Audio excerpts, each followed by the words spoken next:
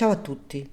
Leggere il linguaggio del corpo è un'abilità complessa e affascinante che può fornire una comprensione più profonda delle emozioni e dei pensieri delle persone, inclusi i soggetti di matrice narcisistica.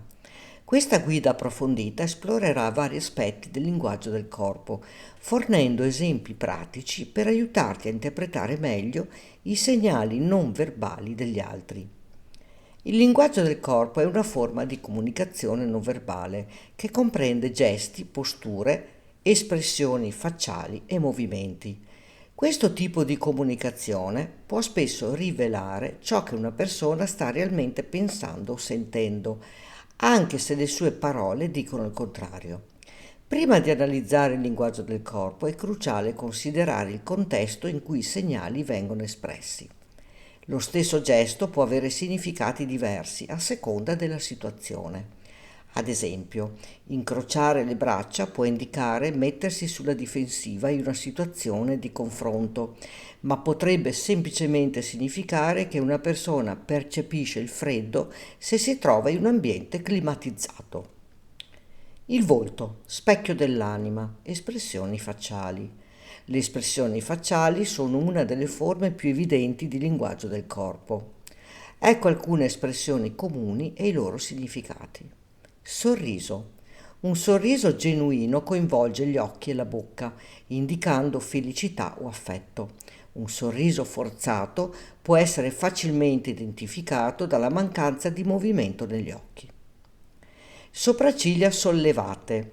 Spesso indicano sorpresa o interesse. Quando le sopracciglia sono sollevate in modo prolungato, potrebbe significare scetticismo o incredulità. Strizzare gli occhi. Può indicare sospetto o disagio. Strizzare gli occhi mentre si guarda qualcosa di lontano può semplicemente significare che una persona ha difficoltà a vedere. Occhi.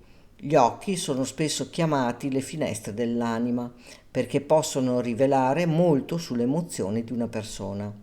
Contatto visivo. Un buon contatto visivo indica interesse e attenzione.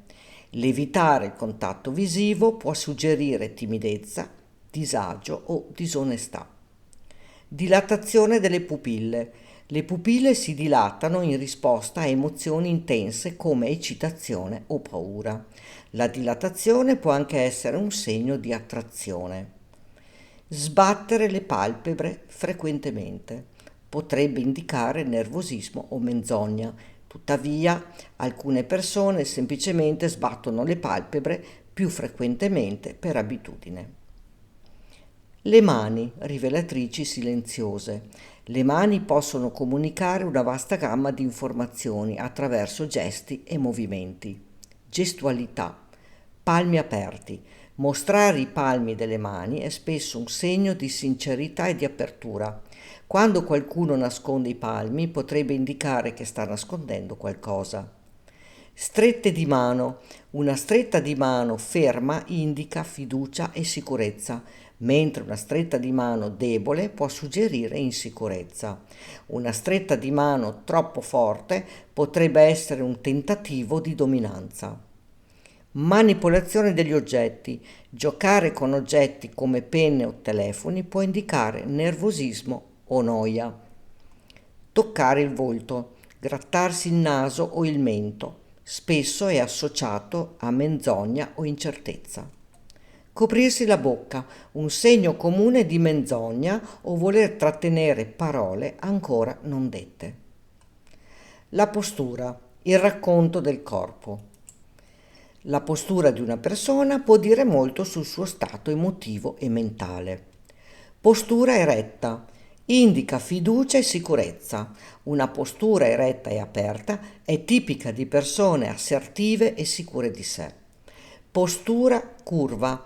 Può suggerire insicurezza, stanchezza o tristezza.